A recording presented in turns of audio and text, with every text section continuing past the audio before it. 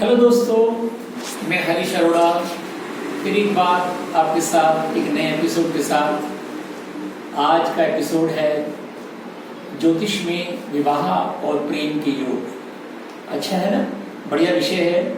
हर आदमी जानना चाहता है कि उसका विवाह किस तरह से होगा, मेरी लव मैरिज होगी, मेरी अरेंज मैरिज होगी, मेरी शादी कहाँ पर होगी, मेरी शादी किस तरह से रहेगी, मेरी शादी के बाद मेरी जिंदगी कैसे गुजरने वाली है। हर आदमी जानना चाहता है। हर आदमी ये जानना चाहता है कि जिस व्यक्ति से वो प्यार कर रहा है, क्या वो शादी के बाद भी मुझे वैसा ही प्यार करेगा या करेगी, या जीवन भर हम साथ साथ रह पाएंगे, या हमारा ब्रेकअप हो जाएगा। ये सब लोग जानना चाहते हैं। मैं आज का जो विषय लेकर चल रहा हूँ, मेरे विषय का जो शीर्षक है वो ये है कि शादियां आसमान में तय होती हैं। मेरा ये मानना है, मैंने ऐसा इतने सालों के एस्ट्रोलॉजी के जीवन में देखा है और समझा है और परखा है कि शादियां आसमान में ही तय होती हैं और धरती पर वो उनकी जो है रचना की जाती है। धरती पर वो शादियां सिर्फ मनाई जाती हैं, तय वो आसमान में ही होती हैं। जैसे कहावत भी है कि जो शादियां हैं वो है स्वर्ग में तय होती हैं और वहीं से तय होकर धरती पर जो है उनकी रचना की जाती है।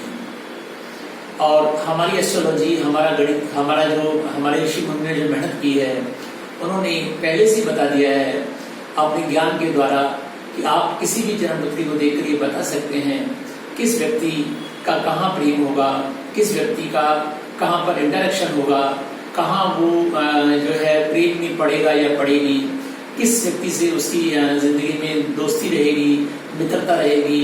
मैं रिलेशनशिप की बात करना चाहता हूँ। मैं अकेला इसको शादी तक नहीं जोड़ना चाहता। कौन किसकी पसंदगी में आएगा, मैं यहाँ भी आना चाहता हूँ। और वो पसंदगी क्या जिंदगी भर चलेगी, क्या वो पसंदगी कुछ सालों से चलेगी, कुछ दिनों तक चलेगी, ये सब बातें ज्योतिष में ऑलरेडी तय की जा चुकी हैं। ये हम लोग सोचते हैं कि कोई कहता है कि मेरी अरेंज मैरिज हुई है, मेरे माँ बाप ने मेरे लिए वर ढूंढा था। कुछ लोग कहते हैं कि मैंने अपने लिए अपना पति या पत्नी ढूंढा था, हमने लव मैरिज की है और उसको हमने, कुछ कहते हैं हमने लव कम अरेंज मैरिज की है। मैं थोड़ा, मुझे स्माइल भी होता है, थोड़ा मुझे अंदर से पता होता है कि तुम कौन होते हो। कठपुतलियों की अपनी कोई इच्छा नहीं हो सकती। कौन किसको पसंद करेगा, कौन किसको शादी में कन्वर्ट करेगा, किस तरह से वो इम्प्लीमेंटेशन होगा, वो सब चीज पहले से तय है। ज्योतिष के सिद्धांत के अंदर, लड़कियों के अंदर जन्मपत्री में मंगल एक डिसाइडिंग फैक्टर है और उसी तरीके से लड़कों में शुक्र एक डिसाइडिंग फैक्टर है जो ये डिसाइड कर देता है कि कौन किसको पसंद करने वाला है। हम सब तो बस उसके अंदर आगे अपना रोल ही देते हैं, ज्यादा कुछ कर नहीं पाते हैं हम लोग। और इसका छोटा सा उदाहरण मैं ये देना चाहूंगा। जैसे जब हम कभी छोटी क्लास में पढ़ते थे, प्राइमरी क्लास में, पहली क्लास में, हम जब क्लास में एंटर होते हैं तो हमें जो है प्रिंसिपल भेजती है कि जाइए आप फलानी क्लास में बैठ जाइए। तो जब आप स्कूल में एंटर होते हैं, क्लास में एंटर होते हैं, उस समय क्लास में 40 बच्चे होते हैं या 50 बच्चे होते हैं। हम जब 4-5 घंटे पढ़ाई करके वहां से निकलते हैं तो आपको लगता नहीं है कि आप उसमें से 1 या 2 आपके मित्र बन चुके हैं। उसमें से विशेष तौर से एक व्यक्ति आपका मित्र बन चुका है या बन चुकी है। फिर कई बार लगता है कि मैं उसके बगैर रह ही नहीं पाऊंगा। फिर वो दोस्ती पहली से 5वीं क्लास तक चल पड़ती है।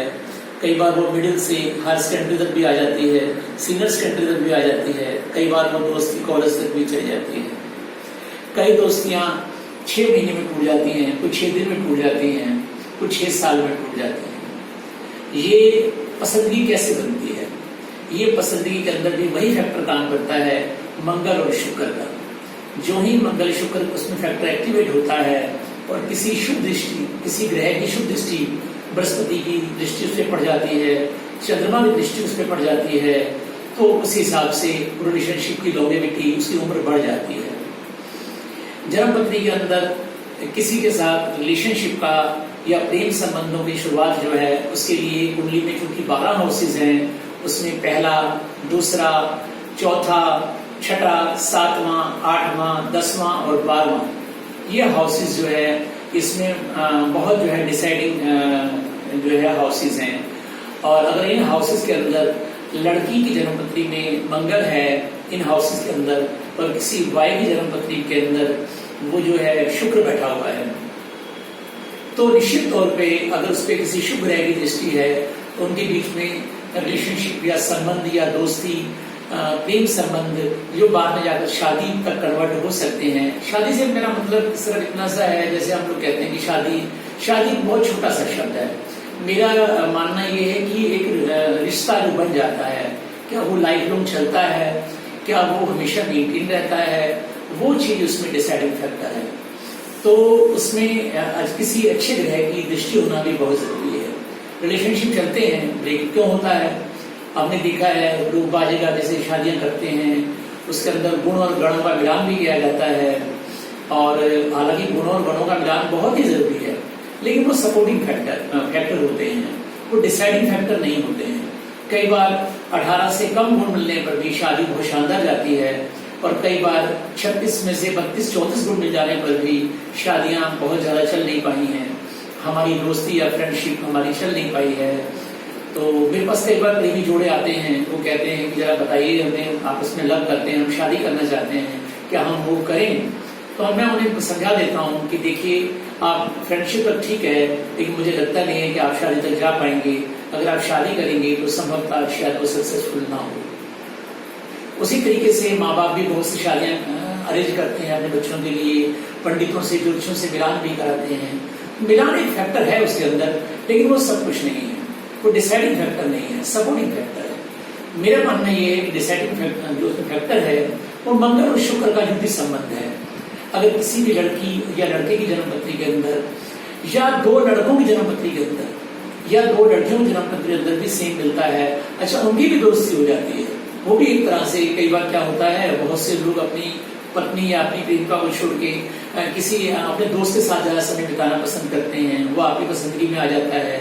दो सहेलियां बहुत पक्की सहेलियां बन जाती हैं और जीवन भर वो सहेलियां बनी रहती हैं। अच्छा, हमसे शादी का संबंध तो नहीं कहते हैं, लेकिन क्यों लगाव है एक आदमी के साथ? क्यों लगाव है एक स्त्री का एक स्त्री के साथ? क्यों एक स्त्री और पुरुष का लगाव बनता है जिंदगी में साथ रहने के लिए? अपने जिंदगी के महत्वपूर्ण साल वो एक साथ गुजारना चाहते हैं, हम उनके बगैर रह नहीं पा सकते हैं, हमें उनका एडिक्शन हो जाता है। तो उसके अंदर जो डिसाइडिंग फैक्टर है, जो उसके अंदर जो ग्रह काम करते हैं, वो बेसिकली मंगल, शुक्र, चंद्र और बृहस्पति इसमें काम करते हैं। अगर जैसे मैंने जिन हाउसेस का जिक्र किया है, अगर उन हाउसेस में मंगल शुक्र का युति संबंध हो, या अकेला किसी लड़की की जन्मपत्री में मंगल उस हाउस में है और दूसरी की जन्मपत्री में जो अपोजिट में उसके बैठा है, चाहे वो लड़की है चाहे वो लड़का है, अगर वहां पर शुक्र बैठा है तो निश्चित तौर पे आपस में इंटरेक्शन होगा। इसका मैंने उदाहरण देकर बताया, जैसे एक क्लास में 40 बच्चे हैं, तो आपको वही बच्चा जो पसंद आया जिससे आपने दोस्ती करी। ऐसे ही आप किसी ऑफिस में काम करते हैं, चाहे आप लड़का है चाहे लड़की है, क्यों हमें एक आदमी या दो आदमी ही पसंद है? वही मेरे खास फ्रेंड क्यों है? उसके अंदर भी वही स्थिति, वही प्रेम संबंध काम करता है। एक्चुअली प्रेम की बड़ी लंबी चौड़ी परिभाषा है, वो खाली स्त्री पुरुष के प्रेम की बात नहीं हो रही है, मानव से मानव के प्रेम की बात हो रही है। क्यों हम एक दूसरे से प्रेम में पड़ जाते हैं? क्यों हमें लगाव हो जाता है? क्यों हमें एक दूसरे का नशा चढ़ जाता है? तो इसके लिए मैंने बताया कि जो ही ये जुड़ी संबंध होते हैं मंगल और शुक्र के, लड़कियों में फीमेल्स के अंदर मंगल और लड़कों में बॉयज में शुक्र। अच्छा, कई बार जो है हमें देखने में आया है, अगर किसी लड़की का जन्म ट्यूसडे का मंगलवार का है और किसी बॉय का फ्राइडे का है, शुक्रवार का है, तब भी ये प्रेम संबंध हो गए हैं, तभी वो आपस में जुड़ गए हैं। अगर उसमें किसी शुभ ग्रह की दृष्टि पड़ी है, भले ही उनके गुणों और गुणों का मिलान ना होगा, वो उससे कोई ज्यादा फर्क नहीं पड़ा है, पर उन्होंने बड़ी प्यारी और बहुत अच्छी जिंदगी जी है, ऐसा मेरे अनुभव में आया है। मैंने ऐसे बहुत से केसेस देखे हैं जिसके अंदर जो है मतलब आदमी अपनी पत्नी को छोड़ देता है, घर को छोड़ देता है, लेकिन अपने दोस्त को नहीं छोड़ना चाहता है, या वो अपनी सहेली को नहीं छोड़ना चाहती है, जो उनके घर में कलह का कारण बन जाते हैं। और वो कहते हैं कि कैसा क्या है उसमें, तो उनके लिए वो बात बुरी अच्छी हो सकती है, लेकिन as a astrologer, as a गणितज्ञ मुझे पता लग जाता है ये स्टार जो है वो इनको जोड़े हुए है, इनका रिश्ता जो है बेसिकली आत्मिक रिश्ता है, ये रूह से रूह का रिश्ता है। मंगल और शुक्र का अगर अच्छे तरीके से मिलन होता है शुभ ग्रह के साथ, तो रिश्ता जो है वो खाली शारीरिक नहीं रह जाता है, वो आंतरिक या बहुत ज्यादा बहुत आंतरिक या वो रूह से रूह का रिश्ता होता है। और रूह का रिश्ता रूहानी रिश्ता है, वो आसमान में ही तय होता है। हमें लगता है कि हमने अपने प्रयास से शादी करी, हमने अपने प्रयास से लड़का या लड़की चुन लिया और हमने अपने प्रयास से लव मैरिज कर दी। ये लगता है, हमें लगता है। ऐसा क्या है, आपने देखा होगा बहुत से .com हैं, बहुत से मैट्रिमोनियल ब्यूरोज हैं, हम वहां पर 100 बॉयज या गर्ल्स के बायोडाटा देखते हैं। आपने कभी गौर किया है कि उसके अंदर जो है मुश्किल से 100 में से हम 4 ही चुनते हैं, 6 ही चुनते हैं? ऐसा क्यों है? फिर 6 के अंदर भी फिर सॉर्ट आउट होता है, वो 4 पे आ जाता है, फिर 2 पे आ जाता है, लास्ट में 1 ही बचता है। तो हम उसी से अपनी जिंदगी गुजारने का फैसला करते हैं। लेकिन आपने कभी ये बात भी सोची है कि आज हमारी शादी होती है और नेक्स्ट डे अगले 3 दिन बाद हम लोग जो है कोर्ट में खड़े होते हैं, मुकदमा लड़ रहे होते हैं? ऐसा क्या होता है? ऐसा क्यों हो जाता है कि एकदम स्पार्किंग हो जाती है? तो इसका मतलब है कि हमने जिस व्यक्ति से जुड़े हैं, जिसके साथ हमने अपने जीवन देने का फैसला किया है, वहां पर इंटरेक्शन तो था, लेकिन वो अल्पायु का था, वो 2 दिन का था, वो 4 दिन का था। इसलिए जब भी हम बिलोंग करने जाएं, जब भी हम किसी को अपना हॉरोस्कोप दिखाने के लिए जाते हैं या किसी से हम बातचीत करते हैं, तो हम उसमें लॉन्गेविटी की बात जरूर करें। ये हमें ये पसंद है, लेकिन हमें ये जरूर बताया जाए कि क्या ये रिश्ता चलेगा या हमेशा बना रहेगा। मेरा ऐसा मानना है कि हम जब भी किसी को अपना जीवन साथी बनाएं, जीवन साथी चुने, जिसको भी अपना दोस्त बनाएं, जिसको भी अपने बिजनेस में पार्टनरशिप दें, चाहे वो मेल है चाहे वो फीमेल है, चाहे हम शादी करके साथ रहना चाहते हैं या हम बिजनेस में पार्टनरशिप करना चाहते हैं या हम जिंदगी में साथ साथ चलने का फैसला लेते हैं, तो मेरे हिसाब से हमें पूरी तरह से अपनी जन्मपत्री को चेक करवा लेना चाहिए। मैं इस कंक्लूजन के साथ आज के एपिसोड को ओवर करूंगा, क्योंकि एपिसोड बहुत लंबा है और मुझे लगता है कि मुझे इसके लिए सेकंड बार दोबारा आपसे बातचीत करनी होगी और मुझे एक नए एपिसोड पे जाना होगा। धन्यवाद। आप मुझे सब्सक्राइब करें, शेयर करें, लाइक करें, ताकि मेरा हौसला बना रहे। जय हिंद, जय भारत।